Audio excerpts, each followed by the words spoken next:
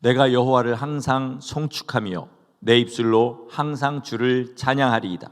내 영혼이 여호와를 자랑하리니 곤고한 자들이 이를 듣고 기뻐하리로다. 나와 함께 여호와를 광대하시다 하며 그의 이름을 높이세. 내가 여호와께 간구하매 내게 응답하시고 내 모든 두려움에서 나를 건지셨도다. 그들이 주를 앙망하고 광채를 내었으니 그들의 얼굴은 부끄럽지 아니하리로다. 이 곤고한 자가 부르짖음에 여호와께서 들으시고 그의 모든 환난에서 구원하셨도다. 여호와의 천사가 주를 경외하는 자를 둘러 진치고 그들을 건지시는도다. 너희는 여호와의 선하심을 맛보아 알지어다. 그에게 피하는 자는 복이 있도다. 너희 성도들아 여호와를 경외하라. 그를 경외하는 자에게는 부족함이 없도다. 젊은 사자는 궁핍하여 줄일지라도 여호와를 찾는 자는 모든 좋은 것에 부족함이 없으리로다. 아멘. 아멘. 우리 하나님은 선하십니다. 하나님의 모든 능력과 성품을 다 통틀어서 우리에게 가장 은혜가 되는 것이 뭐냐면 하나님이 선하시다는 사실입니다. 칼과 총만 가지고, 아니 칼과 총이, 칼과 창, 방패만 가지고 싸우다가 총이 개발됐습니다. 여러분, 그러면 그게 얼마나 대단한 무기입니까? 그렇지 않아요? 근데 이게 대단하면 대단할수록 문제가 되는 게 있어요. 그건 뭐냐면 그 총이 우리 편의 손에 있냐 아니면 적군의 손에 있냐, 이게 가장 중요한 문제입니다. 우리 편의 손에 있으면 천군만마라는 표현이 딱 적당하죠. 그런데 적군의 손에 있으면 재앙입니다. 그렇지 않습니까? 우리 하나님께서 전능하십니다.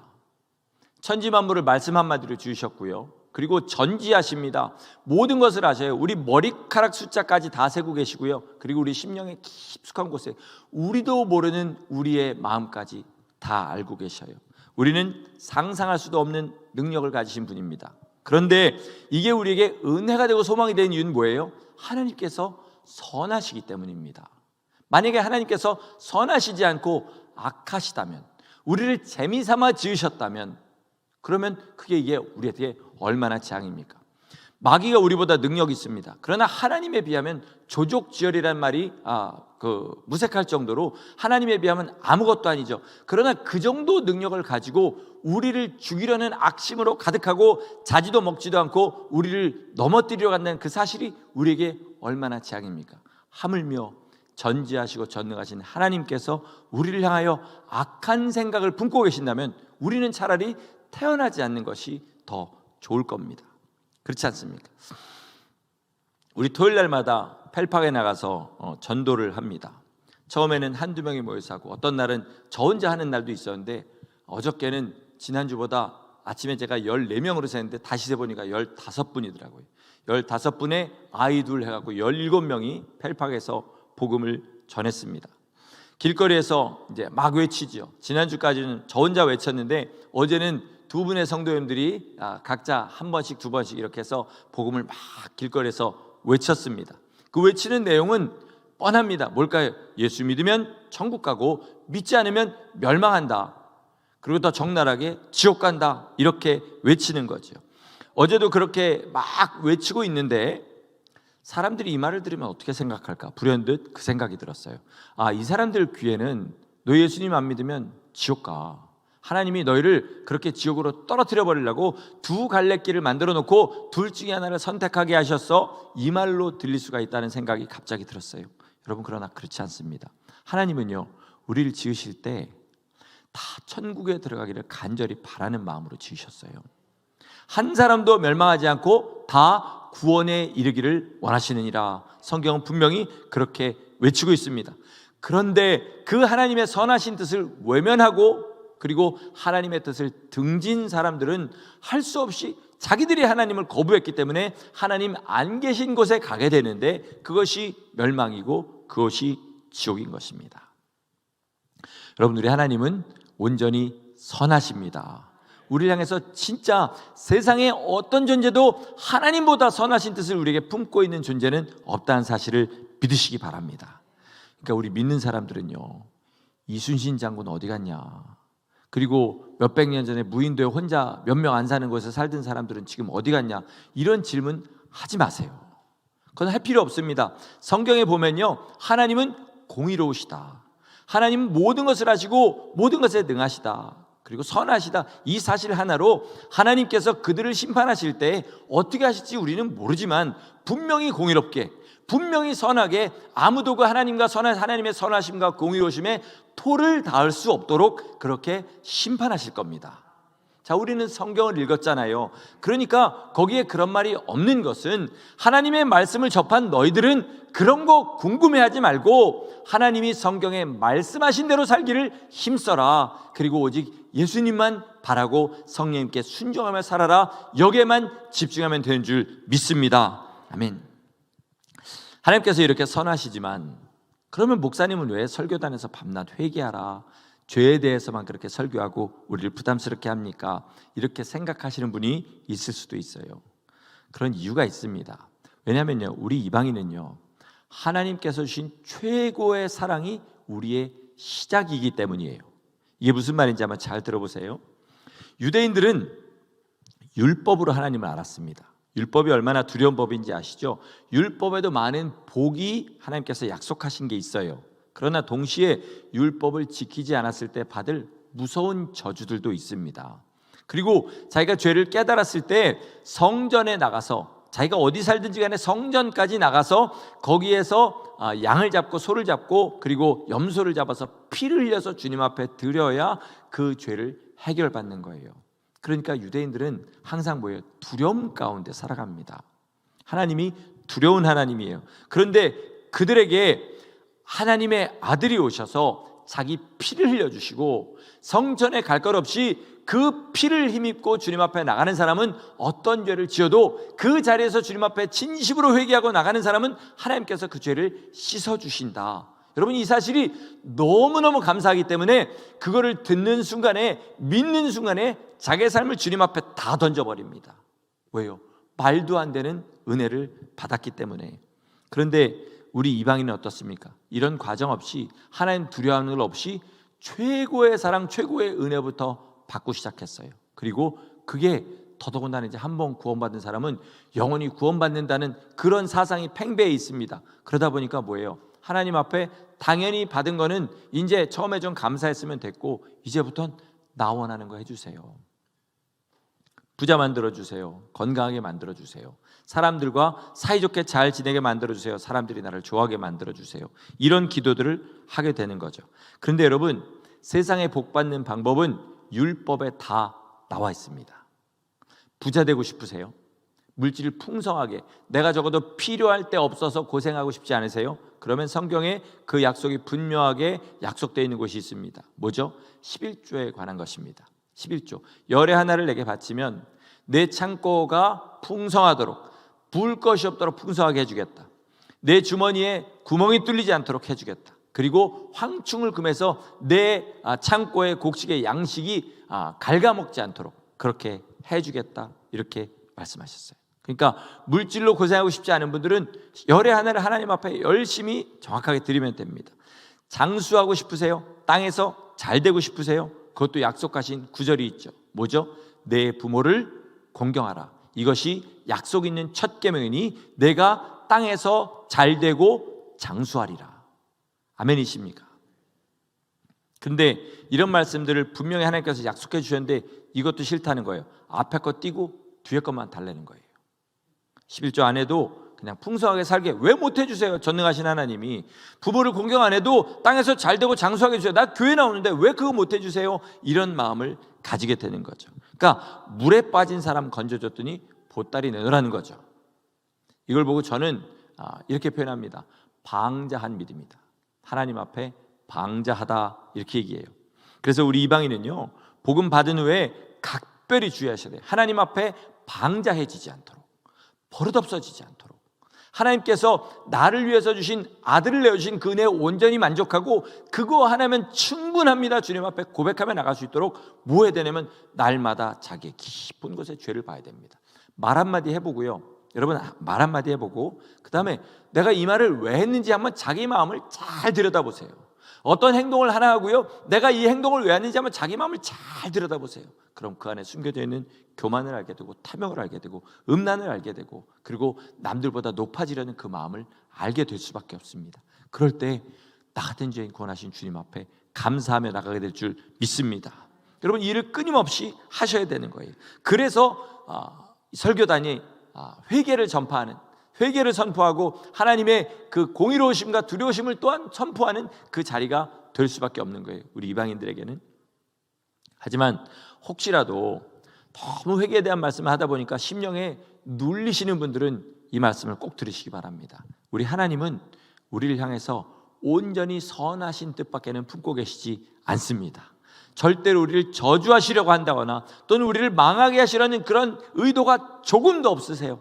다만 사람이 방자해져서, 사람이 믿음 없어지고, 사람이 하나님을 우습게 여겨서 악한 결과를 맺게 될 수 있다는 사실을 아시고, 하나님의 선하심은 의심하지 마시고, 그러나 나도 같은 선함과 신실함으로 하나님 앞에 나갈 수 있는 성도 되시기를 예수 이름으로 축원합니다. 아멘. 그런데 이 하나님의 선하심을 경험하려면 진실한 마음으로 하나님을 찾아야 됩니다. 오늘 1절에서 10절까지 계속해서 하나님이 주시는 복들에 대해서 얘기해요. 그런데 그 복마다 앞에 조건이 있습니다. 자, 두려워하는 사람을 하나님이 구해주십니다. 근데 어떻게 할 때 구해주냐? 하나님 앞에 간절히 구하는 사람에게 그 두려움에서 건져주세요. 주님을 앙망하는 사람은 얼굴이 부끄럽지 않겠다고 하셨어요. 근데 얼굴이 부끄럽지 않으면 그럼 뭐 해야 된다는 얘기예요? 주님을 앙망해야 된다는 얘기입니다. 앙망이라는 건 뭐냐면 온 마음을 다해서 하나님만 바라봐야 된다는 거예요. 그런 사람에게 주님의 영광의 빛을 비추셔서 부끄럽지 않게 하시겠다는 거예요. 곤고하고 환난 중에 처한 사람이 하나님을 찾고 하나님 앞에 부르짖으니까 그 사람을 건져주십니다. 그러니까 부르짖어야 돼요. 또 하나님께서 천사들을 보내서 둘러 진치시고 지켜주신다는 약속이 있었어요. 어떤 사람에게? 하나님을 경외하는 사람에게. 그러니까 이 조건들이 다 있다는 거죠. 이 조건들을 지키면 하나님의 축복을 경험하게 됩니다. 하나님을 간절히 구해야 되고, 하나님을 경외해야 되고, 앙망해야 되고, 그리고 주님을 사랑해야 됩니다. 이것이 되어야 그 다음 약속이 이루어지는 거예요.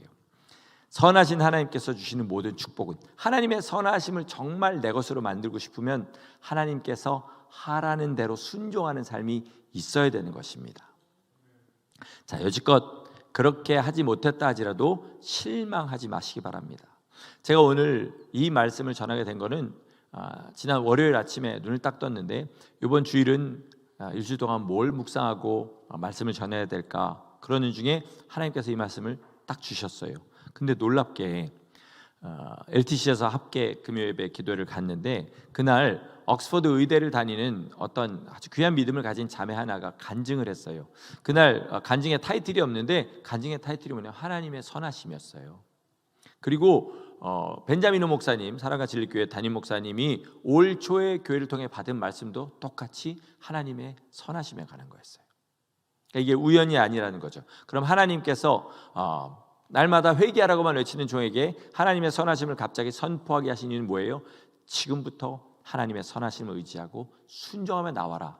그러면 올 한 해 동안 내가 너희에게 내 선함을 분명하게 경험하도록 해주겠다라는 하나님의 선포인 줄 믿습니다. 근데 8절에 보니까 하나님의 선하심을 맛보아 알지어다 이렇게 얘기합니다. 여러분, 맛본다는 것은 내가 하는 겁니까? 누가 억지로 시켜주는 겁니까? 내가 하는 거죠. 내가 하는 거예요. 하나님의 선하심이 그릇에 담겨있는 음식이 아니에요. 포장지 안에 들어있는 아이스 캐키도 아닙니다. 어떻게 그럼 우리가 하나님의 선하심을 맛볼 수 있을까요? 그건 뭐냐면 하나님의 약속의 말씀을 순종하는 거예요.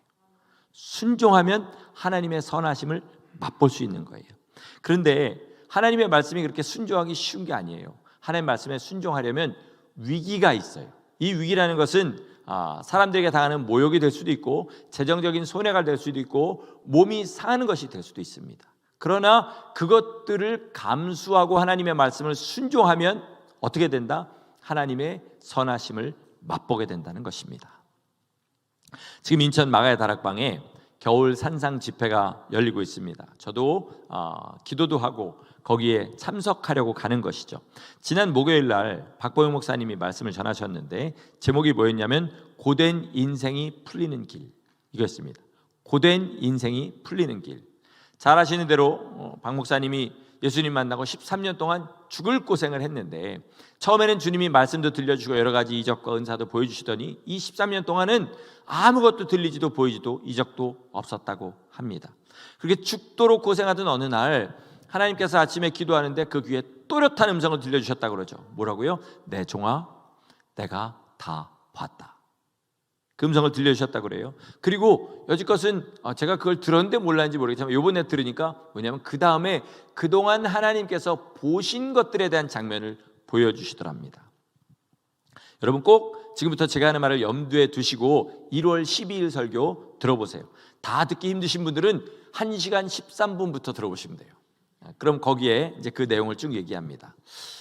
하나님이 뭘 보셨나 보니까요, 목사님이 그동안 한 여러 가지 일들이 있잖아요. 근데 그 중에 진짜 하기 싫고 하고 나서도 왜 나는 이렇게밖에 못하게 만드시냐고 막 이를 부득부득 갈 만큼 힘들었던 그 일, 자기로서는 할 수 없는 그 일을 순종한 것을 하나님이 보시더라는 거예요.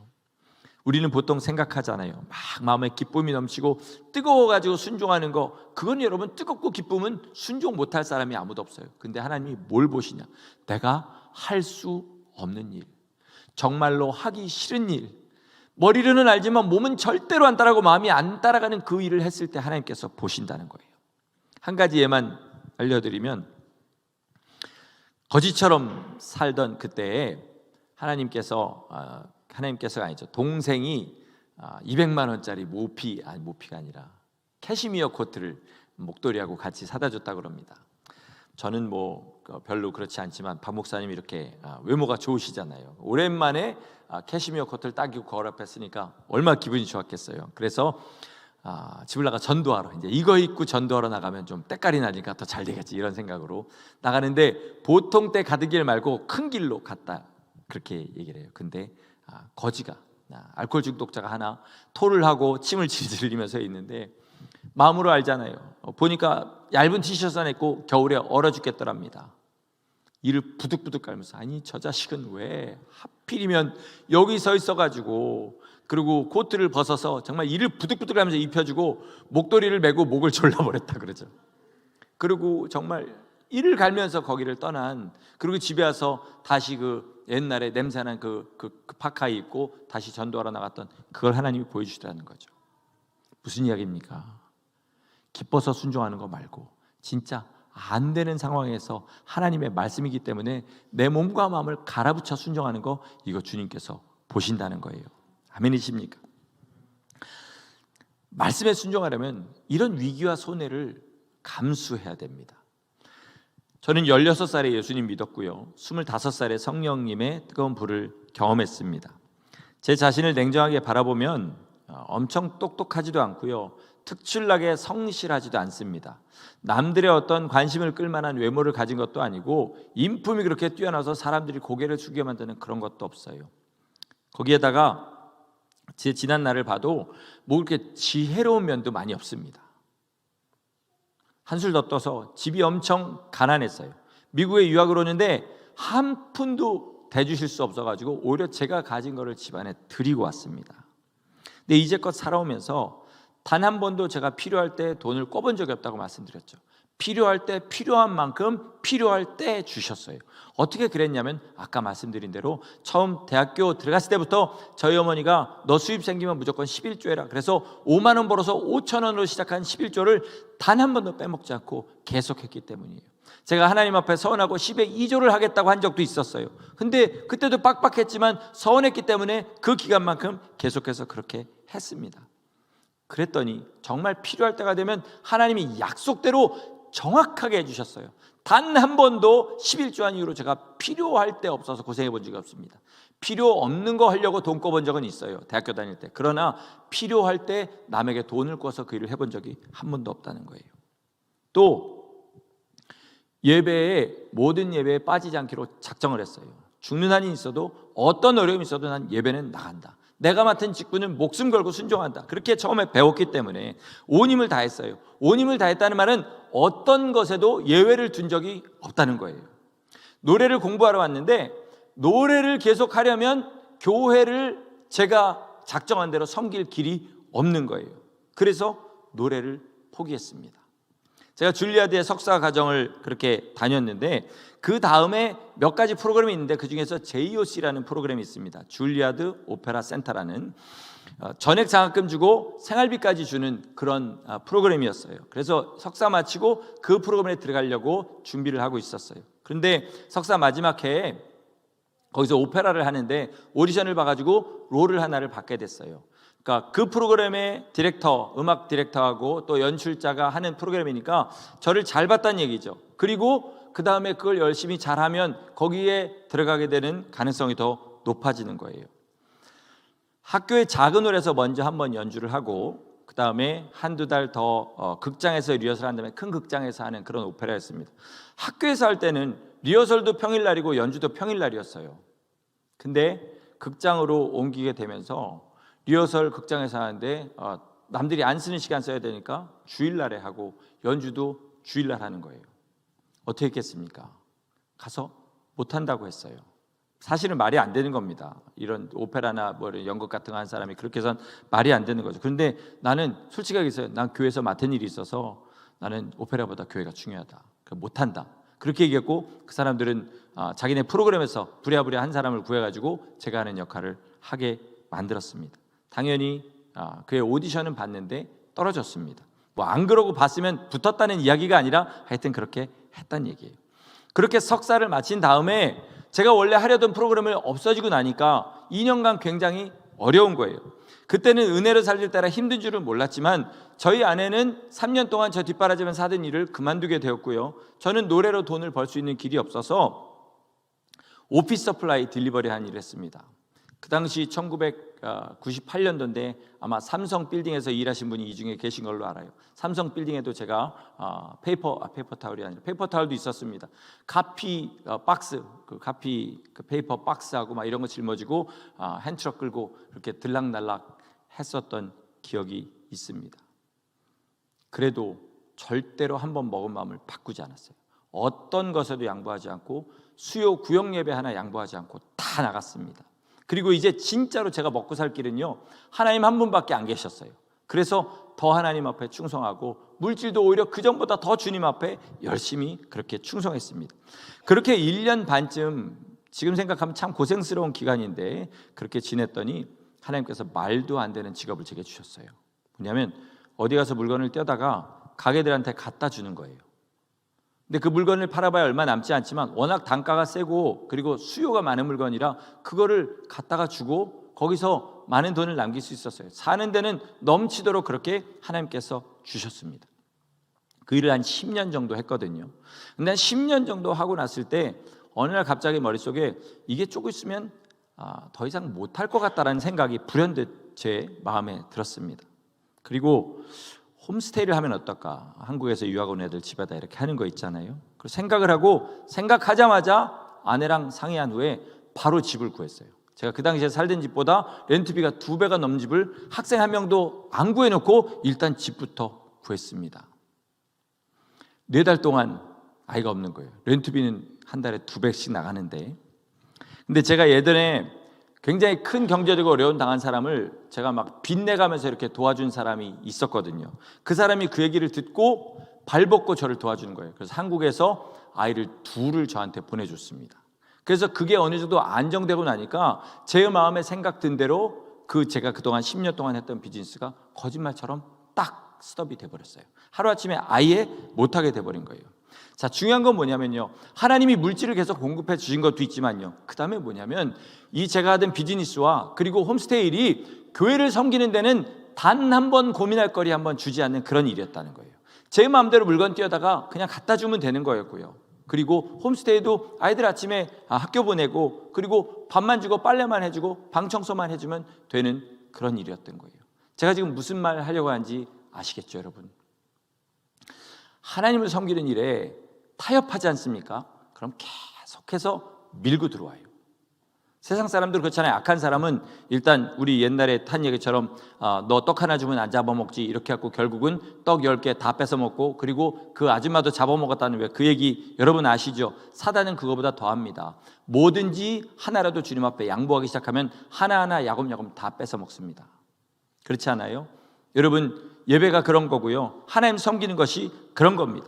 그렇게 해서 위기를, 손해를 감수하고 주님의 뜻대로 살려고 할 때 주님께서 가만히 내버려 두시냐? 아니에요. 고생하는 기간이 있다 할지라도 그 사람의 믿음의 분량에 따라서 반드시 하나님의 선하심을 맛보게 하신 줄 믿으시기 바랍니다.